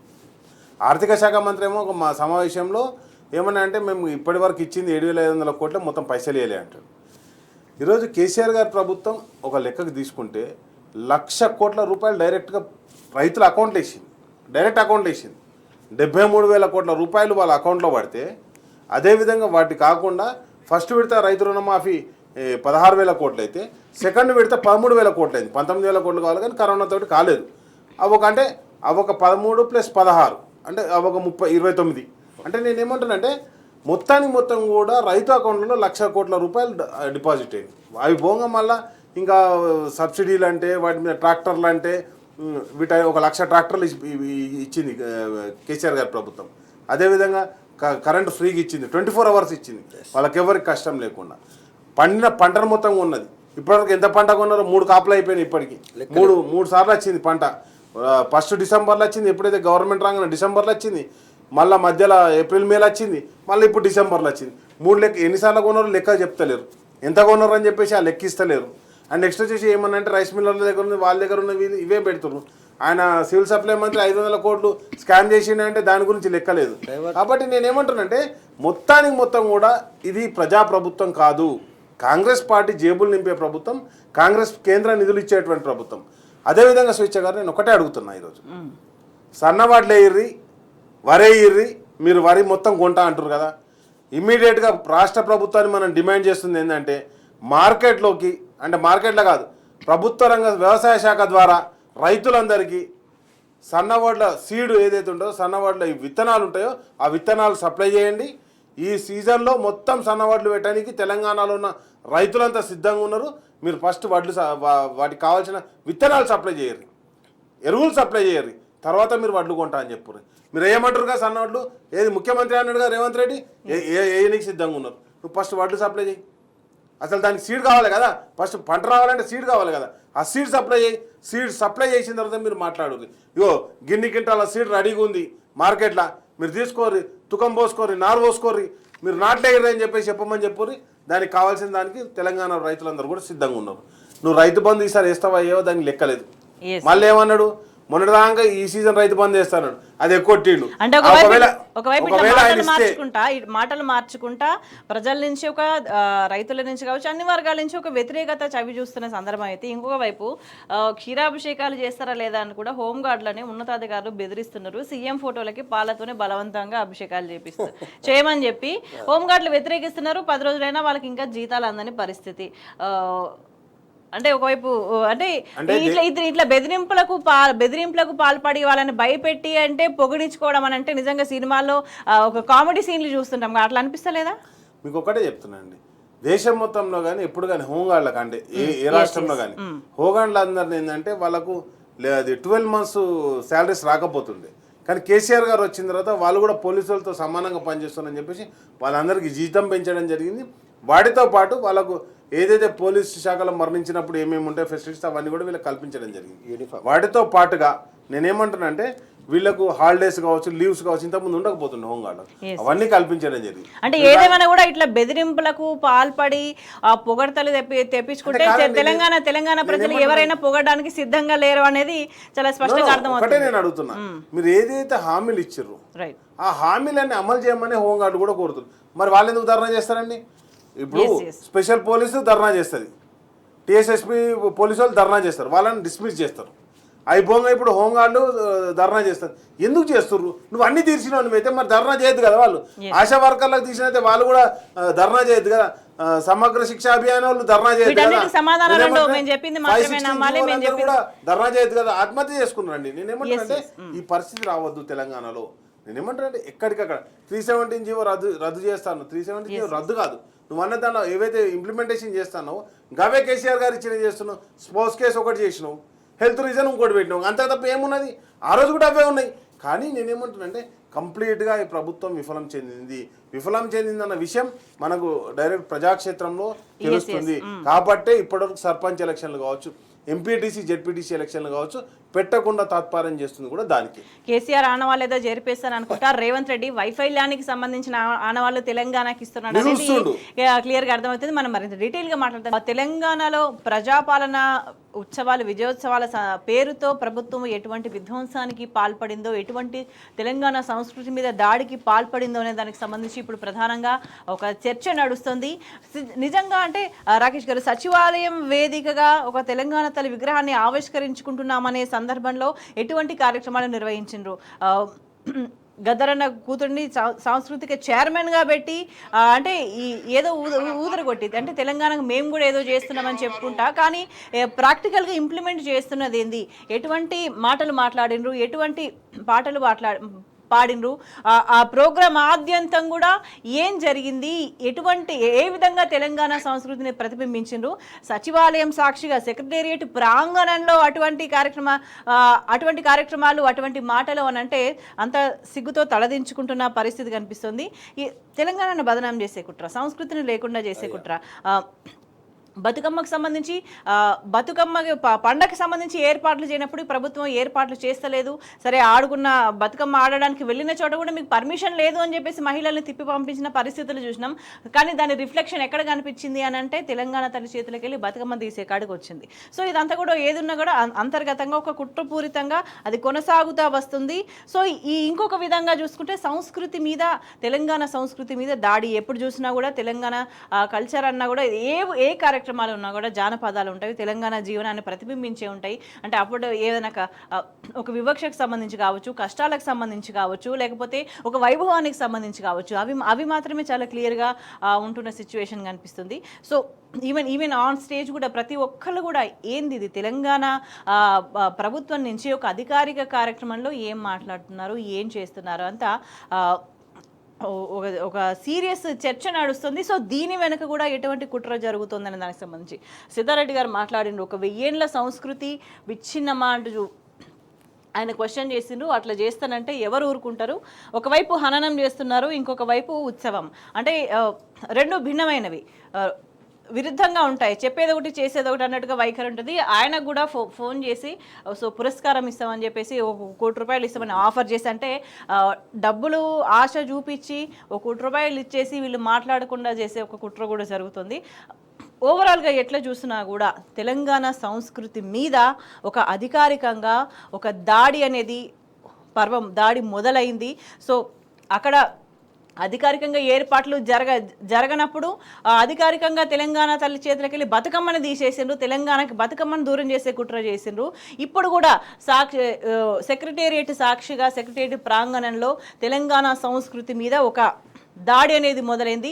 గతంలో నిజంగా బతుకమ్మ ఆడుకోవాలనుకున్న, తెలంగాణ భాష అఫీషియల్గా మాట్లాడుకోవాలనుకున్న పాటలు కావచ్చు, సినిమాలు కావచ్చు, ఇంకెక్కడైనా సరే వాటికి సంబంధించి ఆనవాళ్ళు గతంలో లేకుండా చేసే కుట్రల వల్లనే రాష్ట్ర ఏర్పాటు కోసం మాట్లాడుకున్నాం. కానీ మళ్ళీ కాంగ్రెస్ అధికారంలోకి వచ్చిన తర్వాత, రాష్ట్రం ఏర్పడ్డ తర్వాత కూడా అంటే దీన్ని ఎరక్కు తీసుకుపోతారా, మళ్ళీ మెల్లమెల్లగా సమైక్యం కావాలని ఏమైనా కుట్ర చేస్తారా అనే ఒక ప్రశ్న కూడా తలెత్తుతుంది. ఎందుకంటే సోషల్ మీడియాకి సంబంధించి కూడా వాళ్ళ హ్యాండిల్స్లో తెలంగాణ తల్లి విగ్రహాన్ని, కొత్త విగ్రహానికి సంబంధించి వాళ్ళు పోస్టులు, వాళ్ళు ఏంటంటే భావజాల రాంగ్ హ్యాండిల్స్ మీద అంటే రాంగ్ ఇంప్రెషన్ క్రియేట్ చేసే విధంగా అక్కడి నుంచి స్టార్ట్ చేసుకుంటూ వస్తారు. అది ఫేక్ అకౌంట్లు, పిచ్చి అకౌంట్లు ఉంటాయి, కానీ వాళ్ళకి సంబంధించి వాళ్ళు భూత పురాణాలు చేస్తారు, అన్నీ చేస్తారు. అటువంటి అకౌంట్స్లో కూడా తెలుగుదనం ముట్టిపడేలా ఉన్నది విగ్రహం అని చెప్పిపించిండ్రు. ఇంకొక సందర్భంలో భాషకు సంబంధించి అరే తెలంగాణ అనకుండ్రి, తెలుగు భాష అనుండ్రి అని చెప్పేసి మెల్లగా చొప్పించే ఇటువంటి కుట్ర కూడా జరుగుతుంది. వీటన్నిటిని కూడా ఎట్లా చూడాల్సిన అవసరం కనిపిస్తుంది. ఒకటండి, నేనేమంటానంటే అప్పుడు రాష్ట్రపతి హైదరాబాద్ పార్లమెంట్ సభ్యులు శ్రీ వెంకయ్యనాయుడు గారు ఆ రోజు వచ్చిన రోజు ఆ రోజు తెలంగాణ తల్లి అంటే తెలంగాణ తల్లి విగ్రహాన్ని ప్రతిష్ఠించిన రోజు. అంటే దాంట్లో ఇక మళ్ళీ దాని లోపలి పోలేం, టెక్నికల్గా పోలేం, కానీ ఆ రోజు ఆల్రెడీ అఫీషియల్గా తెలంగాణ తల్లి ఆవిష్కరణ జరిగిపోయిన దాన్ని జరగలేదని చెప్పేసి నందిని సిద్ధారెడ్డి గారు అన్న దాంట్లో ఒక 2 అంశాలు. దాంట్లో ఇంకొక అంశం ఏంటంటే, కొంచెం పైకి వెళ్తే మీరు అదే న్యూస్లో నందిని సిద్ధారెడ్డి గారు ఏమైందంటే, మొన్న నక్సలైట్ ఇది ప్రజా పాలన విజయోత్సవాలు అని చెప్తూ మొన్న ఒక 7 అంటే తెలంగాణ బిడ్డల్ని మావోయిస్ట్ పార్టీ పేరిట వాళ్ళకు విషాహారం పెట్టేసి వాళ్ళని ఎన్కౌంటర్ చేశారు. వాళ్ళు 9వ తారీఖు నాడు బంద్కు పిలుపునిచ్చారు. ఆ పిలుపునిచ్చిన రోజే వీళ్ళు విజయోత్సవాలని చెప్పేసి చేయడం జరిగింది.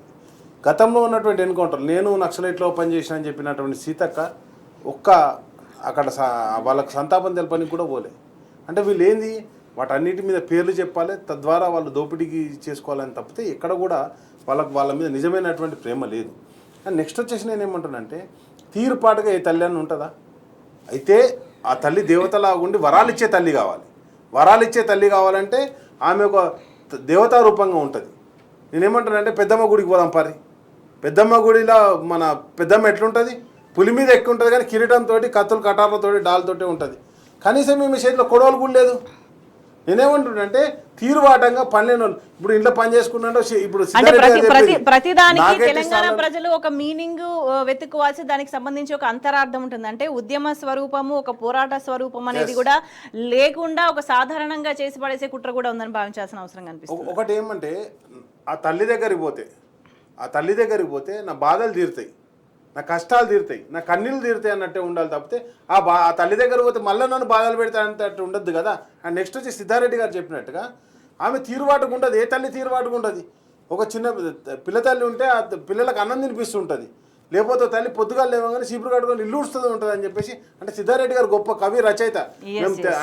మేము ఫస్ట్ తెలంగాణ ఉద్యమంలో ఉన్నప్పుడు నాగేటి సాలల్లో నా తెలంగాణ అని చెప్పేసి అద్భుతమైనటువంటి రచనలు అందించినటువంటి గొప్ప కవి. అంటే అదేవిధంగా పౌర హక్కుల గురించి నిరంతరం సమాజాన్ని మేల్కొల్పేటువంటి గొప్ప నాయకుడు సిద్ధారెడ్డి గారు. ఎందుకంటే ఆయన కవే కావచ్చు, కానీ తన రచనల ద్వారా మేల్కొల్పేవాళ్ళు. ఒకప్పుడు శ్రీశ్రీ గారు ఏదైతే ఉద్యమాలను సృష్టించారో అదేవిధంగా నందిని సిద్ధారెడ్డి గారు తన కలం ద్వారా తెలంగాణ సమాజాన్ని ఎప్పటికప్పుడు ఆయన జాగృతపరిచేవాడు. అందుకే ₹1 ఇస్తానగా నాకు వద్ద అన్నాడు. ఎందుకంటే ఈ సమాజంలో జరుగుతున్నటువంటి అకృత్యాలను ఆయన చూడలేక డబ్బులు ప్రధానం కాదు, మనకు ఈ సమాజం ముఖ్యమని చెప్పేసి ఒక అంటే తపన పడేటువంటి ఒక కవి సిద్ధారెడ్డి గారు. కాబట్టి నేను ఒకటే చెప్తున్నా, ఈ రోజు జరుగుతున్నటువంటి దాడి తెలంగాణ సమాజం మొత్తం మీద జరుగుతుంది, తెలంగాణ సమాజంలో ఉన్నటువంటి ప్రజల మీద జరుగుతుంది, తెలంగాణ సంస్కృతి మీద జరుగుతుంది. ఈరోజు నువ్వు ట్యాంక్ బండ్ 4 రోజులు బంద్ చేస్తావు, మరి బతుకమ్మ ఆడుకోనికి ఎందుకు పర్మిషన్ ఇవ్వాలి దాని మీద? అది వెళ్ళే గడబడైన తర్వాత నెక్స్ట్ వచ్చేసి నేనేమంటున్నా, బోనాలు కనీసం నువ్వు బోనం అనేది ఇచ్చేది ఉండే మా తల్లితోటి, తెలంగాణ తల్లితోటి బోనం కూడా ఉండదు ఆమెకు. బోనం ఉండదు, బొట్టు ఉండదు, ఉండదు. ఈ చేతిలో కంకులు పెడతావు, సపరేట్గా నిలబెడతావు. అండ్ నెక్స్ట్ వచ్చేసి మీరు భరతమాత అది ఫోటో చూడండి, ఆ భరతమాత ఫోటోలో ఏ వర్ణము శారీ అయితే ఉన్నదో అదే నా గద్వాల్ లేదా పోచంపల్లి కళాకారులు నేసినటువంటి చీర ఈరోజు నా తెలంగాణ తల్లి మీద ఉన్నది. ఆ తెలంగాణ తల్లికి నేను మామూలుగా ఉంచుతా అని చెప్పేసి అంటే నేనేమంటున్నానంటే ఆ తల్లి మన కష్టాలు తీర్చాలని కదా ఒక రూపాన్ని రూపొందించుకొని 2006 నుంచి 2007 మధ్య కాలంలో కేసీఆర్ గారు ఉద్యమ సమయంలో ఆయనకు మద్దతుగా నిలిచింది. కాబట్టి వీటన్నింటినీ సంపూర్ణంగా వ్యతిరేకించడానికి జరుగుతున్నటువంటి కుట్రలో భాగమే ఈ తెలంగాణ తల్లిని మార్చడం కావచ్చు, టీఎస్ను టీజీ చేయడం కావచ్చు, ఇవన్నీ కూడా. కాబట్టి ప్రజలు గమనిస్తున్నారు, రైతులు ఒక దిక్కు గోసపడుతున్నారు, అదేవిధంగా విద్యార్థులు దిక్కు బాధపడుతున్నారు, ఫుడ్ పాయిజనింగ్ అవుతుంది, డ్రాప్ అవుట్లు పెరుగుతున్నాయి. ఎటు చూసినా తెలంగాణలో ఏమున్నదంటే కల్లోల వాతావరణం కనిపిస్తుంది. ఒక దిక్కు హైడ్రా, ఒక దిక్కు మూసి, ఒక దిక్కు రైతుల ఆత్మహత్యలు, ఇంకో దిక్కు చేనేత కార్మికుల ఆత్మహత్యలు, ఆటో డ్రైవర్ల సూసైడ్స్, ఇవన్నీ కూడా కనిపిస్తున్నాయి. కాబట్టి తెలంగాణ ఏ దిశగా పోతుందని చెప్పేసి అంతేందుకండి మొన్న కేటీఆర్ గారు చెప్పడం జరిగింది, ఏమని అంటే ఒక మీటింగ్లో చెప్పడం జరిగింది, హరీష్ అని చెప్పడం జరిగింది. ఏమని చెప్పండి, ఇక్కడ ఉన్నట్టు చికెన్ గున్యా వస్తుంది కాబట్టి తెలంగాణకు ఎవరు అమెరికన్ పౌరులు పోవద్దు అని చెప్పేసి వాళ్ళ అమెరికా పౌరులకు విజ్ఞప్తి చేయండి. యుద్ధం జరుగుతుంది పోవద్దని చెప్తారు, రోగాలు వస్తున్నాయి పోవద్దని చెప్పేసి తెలంగాణ రాష్ట్రాన్ని చూపిస్తారు. కాబట్టి అంత నిర్లక్ష్యపు అంటే దిశగా మన తెలంగాణ పోతుంది. కాబట్టి నేనేమంటున్నానంటే తప్పకుండా తెలంగాణ ప్రభుత్వం అంతా ప్రజలంతా కూడా జాగృతగా వ్యవహరించాలి. ఈరోజు జరుగుతున్నటువంటి దాడిని మనం ఖండించాల్సిన ఆవశ్యకత. అంటే ఒకవైపు సంస్కృతిని కాపాడతాము అని చెప్పేసి ప్రభుత్వం నుంచి ఒక ప్రకటన వచ్చిందని అంటే ఖచ్చితంగా సంస్కృతిని దాడి చేస్తున్నారు అనేది అర్థం. అంటావా జై బాలయ్య అన్న పాటలు మొన్న ఏం పాటలు పెట్టిరండి ఆడ సరే డీజే తమను పెట్టినో ఇంకొకరిని పెట్టినో లేకపోతే ఇంకొకరిని పెట్టినో కళాకారుల గురించి కాదు నేను మాట్లాడేది. నువ్వు అక్కడ పాడాల్సిన పాటలేంది తెలంగాణ అంటే ఔన్నత్యాన్ని. ఇప్పుడు గుళ్ళకు పోయి మనమైతే బూతు పాటలు పెట్టలేం కదా, అదేవిధంగా తెలంగాణ తల్లిని ఆవిష్కరిస్తూ నువ్వు పెట్టిన పాటలేంది ఆడ. దానికి సంబంధించి కూడా చాలా ప్రజల నుంచి వాలంటరీగా వాళ్ళు స్పందిస్తున్నారు, వాళ్ళు కమెంట్స్ చేస్తున్నారు. వాటి దత్తాత్రేయ గారు ఒకవైపు సంస్కృతిని లేకుండా కనిపించకుండా మరుగున పరిచే కుట్ర, ఇంకొక వైపు ఎవరైతే సంస్కృతిని కాపాడుతూ పెంపొందిస్తూ వస్తున్నారో కళాకారులు కావచ్చు, కవులు కావచ్చు, రచయితలు కావచ్చు, వీళ్ళని అంటే ఒక పురస్కారం పేరుతో ₹1 ఇచ్చి మభ్యపెట్టి అంటే మాట్లాడకూడదు, బతుకమ్మ గురించి మాట్లాడకూడదు, సంస్కృతి గురించి మాట్లాడకూడదు, ఎటువంటి అశ్లీలమైన కార్యకలాపాలకు పాల్పడ్డా కూడా వాటి గురించి ఎవరు ప్రశ్నించకూడదు, క్వశ్చన్ చేయకూడదు. అంటే తెలంగాణ సంస్కృతి ఇదే ఏది అని అంటే ఎక్కడ ఆనవాళ్ళు కనిపించకుండా దాని ప్రజెన్సే లేకుండా చేసే కుట్ర చేస్తుంది రేవంత్ రెడ్డి ప్రభుత్వం. తెలంగాణ సంస్కృతి ప్లస్ అస్తిత్వం మీద దాడి జరిగిన ప్రతిసారి నా తెలంగాణ గొంతెత్తింది. గతంలో ఉమ్మడి ఆంధ్రప్రదేశ్లో ఉన్నప్పుడు తెలంగాణ సంస్కృతిని అవమానపరిచినప్పుడు తెలంగాణ నినాదం 1969లో వచ్చినప్పుడు తెలుగు తల్లిని మీరు ముక్కలు చేస్తారా అన్నప్పుడు తెలంగాణ తల్లికి భావజాలం రూపురేఖలు అక్కడ నాంది పడింది. అప్పుడు ప్రొఫెసర్ జయశంకర్ లాంటి వాళ్ళు, కేశవరావు జాదవ్ లాంటి వాళ్ళు, అలాగే కాళోజీ లాంటి వాళ్ళు చాలా స్పష్టంగా చెప్పిండ్రు, మేము తెలంగాణ మాట ఎత్తిన ప్రతిసారి మీరు ఏదో ఒక వాదాన్ని ముందుకు తీసుకొచ్చి మమ్మల్ని మీ నుంచి వేరుపడకుండా అడ్డుపడతా ఉన్నారు. ఇది కుదరదు. మా అస్తిత్వం మీద, మా ఆత్మగౌరవం మీద, మా సంస్కృతి మీద మీరు ప్రతిసారి సినిమాలలో మా భాషను ఏదైతే పోతరాజు అనేటువంటిది మనకు బోనాల పండుగలో చాలా విలువైనటువంటి పర్సన్గా మాట్లాడుకుంటాం, ఆయనను పూజించుకుంటాం, గౌరవించుకుంటాం. పోతరాజు చేతిలో ఉన్నటువంటి దాంతో మనము ఆశీర్వాదం కూడా తీసుకుంటాం. అలాంటి పోతరాజులను సినిమాల్లో పెట్టి అవమానపరచడం, మన భాషని వ్యంగ్యంగా సినిమాలలో ప్రదర్శించి మన భాషని అవభాసపాలు చేయడం, ఇలా జరిగిన ప్రతిసారి తెలంగాణలో చాలామంది మేధావులు వాటర్ విషయాల్లో జరిగినప్పుడు, కృష్ణా గోదావరి నది జలాలు జరిగినప్పుడు దుచ్చెర్ల సత్యనారాయణ గారు, అలాగే తెలంగాణలో ఉన్నటువంటి విద్యావంతుల వేదిక రూపంలో కావచ్చు, లేకపోతే తెలంగాణ ఇన్ఫర్మేషన్ ఫోరం రూపంలో కావచ్చు, ఓయూ ఫోరం రూపంలో కానీ ఇట్లా ప్రతిసారి కొన్ని సంస్థలు, తెలంగాణ జనసభ, తెలంగాణ మహాసభ ఇలాంటివన్నీ ఏర్పాటై తెలంగాణ సంస్కృతిని సాంప్రదాయాలను ఒక గోడలాగా కాపాడే ప్రయత్నం చేసిండ్రు. ఇవాళ నువ్వు వచ్చిన తర్వాత మిగతా రాష్ట్రాలు, ఇప్పుడు కేసీఆర్ గారు ముఖ్యమంత్రి అయిన తర్వాత ఒక 4 అంశాలలో చాలా స్పష్టంగా ఉన్నారు. నా అస్తిత్వ పోరాటాన్ని కానీ, నా సంస్కృతిని కానీ, నా సౌభాతృత్వాన్ని కానీ ఎవడైనా అవమానపరిస్తే ఖచ్చితంగా కరాఖండిగా అవ్వాలని శిక్షిస్తా అని చెప్పిండు. అసెంబ్లీ సాక్షిగా ప్రమాణాలు చేస్తున్న ఎమ్మెల్యేల భాషను, యాసను మనం తొలినాలలో చేసుకుంటున్నప్పుడు ఎవరైతే మనపై అబాసుపాలు చేసారో, అవమానపరిచారో వాళ్ళపైన కఠినంగా వ్యవహరించాం. ఎందుకంటే నా తెలంగాణ కొట్లాడి తెచ్చుకున్న తెలంగాణలో చాలా గాయాలున్నాయి, చాలా మదనం ఉంది. ఇది మేధో మదనంతో ఏర్పాటైన తెలంగాణలో అస్తిత్వ పోరాటం, ఆత్మగౌరవ పోరాటాన్ని, సంస్కృతిని ఎవడు కించపరిచినా కూడా ఊరుకునే ప్రసక్తి లేదని చెప్పేసి ఉక్కుపాదం మోపిండారు కేసీఆర్ గారు.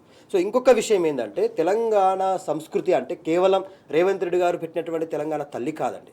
తెలంగాణ ఈ తల్లి భావజాలం అనేటువంటి తెలంగాణ ఉద్యమానికి ఊపిరిలూదింది. తెలంగాణ అస్తిత్వాన్ని, ఆత్మగౌరవాన్ని పతాక శీర్షికకు తీసుకెళ్ళింది.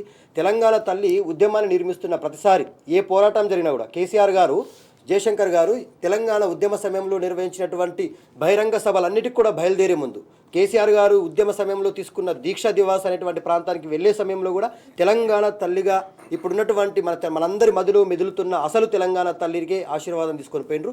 ఈ కాంగ్రెస్ తెలంగాణ తల్లిని తెలంగాణ సమాజం గౌరవించదు. ఈ సందర్భంగా నందిని సిద్ధారెడ్డి చాలా క్లియర్ గా క్వశ్చన్ చేస్తున్నారు. అంటే ఎన్నికలప్పుడు ఇచ్చిన గ్యారంటీలు మనం ఇక్కడ ఒకసారి గమనిస్తే, ఎన్నికలప్పుడు ఇచ్చిన గ్యారంటీలో సాంస్కృతిక ప్రతీకలను మారుస్తామని చెప్పిండ్రా.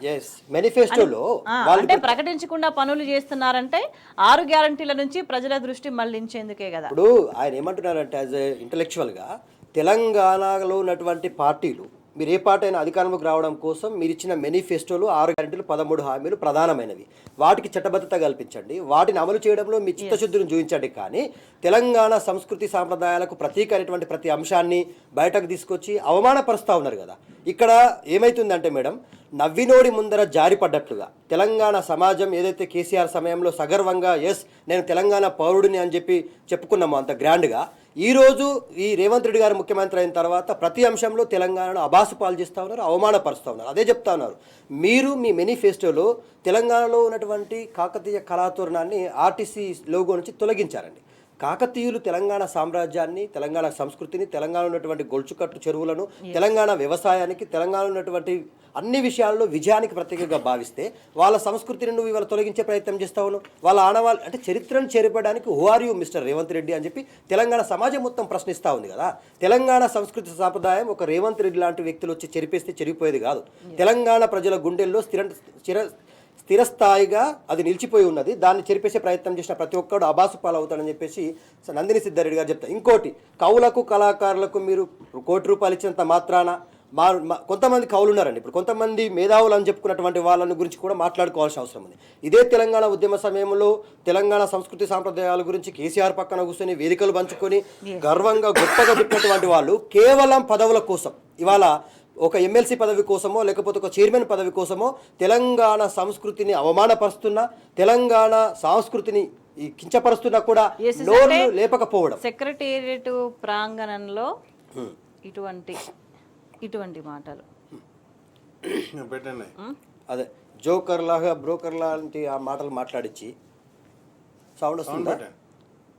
సో వాల్యూమ్కి సంబంధించి అసలు వాల్యూమ్ స్వేచ్ఛ గారు ఇక్కడ ఏంటంటే ఇప్పుడు ఇంతకు ముందు రాకేష్ అన్న చెప్పినట్టుగా అంటే చాలా తెలంగాణ భాష అంటే అసభ్యకరంగా అంటే అండి, అది సెక్రటేరియట్ గౌరవపూర్వకంగా హుందాగా వ్యవహరించాల్సిన ప్లేస్ లో ఒక డిప్యూటీ సీఎం వస్తున్న క్రమంలో తమని ఏం మాట్లాడిండు బూతులు అదే డబుల్ మీనింగ్ లో ఆద్యంతం కూడా మొదలైన కానించి చివరిగా ముగిసేంత వరకు కూడా డబుల్ మీనింగ్ డైలాగులు మాట్లాడతా అంటే మీ దగ్గర రాకేష్ గారు కూడా అన్నారు అంటే తెలంగాణకు సంబంధించి ఇక్కడ రోగాలు వస్తున్నాయి ఇక్కడ పోకంట్రా అని ఎట్లయితే మాట్లాడుతున్నారో ఒక కల్చర్లెస్ వాతావరణాన్ని క్రియేట్ చేసే ప్రయత్నం చేస్తారు. ఏమంటున్నా అండి, తెలంగాణ సంస్కృతి మీద గౌరవం ఉన్న వ్యక్తి అయితే అక్కడ ఒక ఒగ్గు కథనో లేకపోతే ఒక హరికథనో ఒక బుర్ర కథనో తెలంగాణ రాష్ట్రంలో చాలా మంది కళాకారులు ఉన్నారు, వాళ్ళని తీసుకొచ్చి వాళ్ళ సబ్బండ వర్గాల కళలను ప్రదర్శింపజేయచ్చు.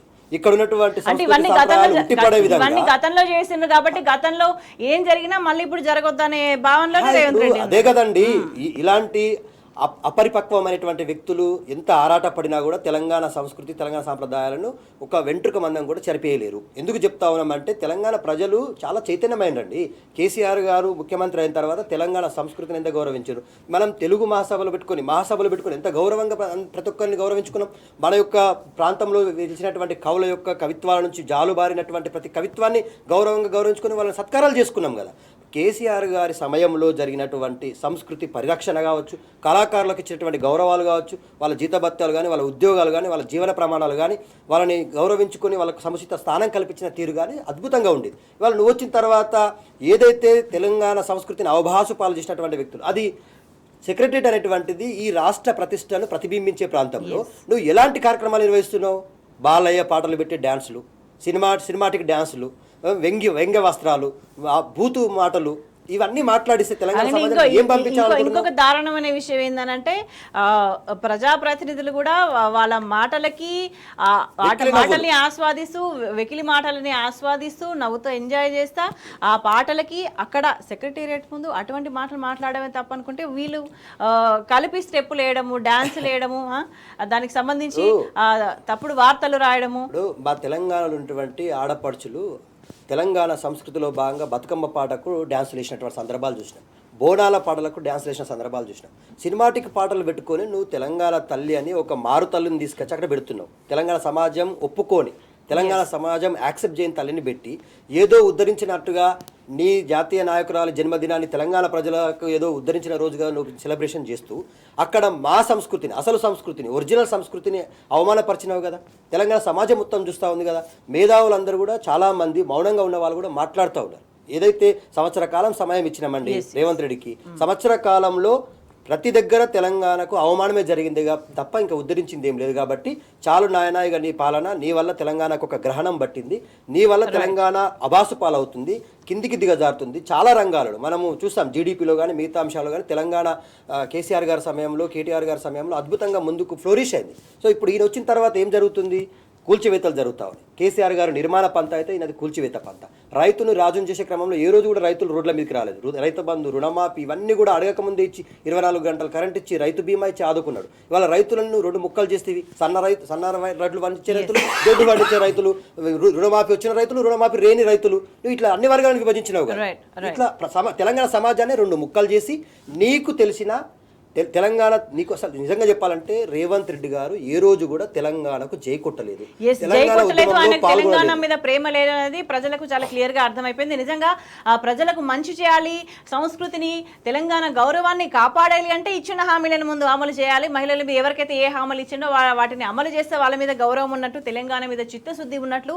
మరోవైపు సంస్కృతిని దిగజార్చే విధంగా, సంస్కృతిని విధ్వంసం చేసే విధంగా చేసే చర్యల పట్ల కూడా ఒక ప్రజల నుంచి తీవ్రమైన వ్యతిరేకత వ్యక్తమవుతుంది. చర్చలో పాల్గొన్న రాకేష్ గారికి, దత్తాత్రేయ గారికి ధన్యవాదాలు. That's all for news day.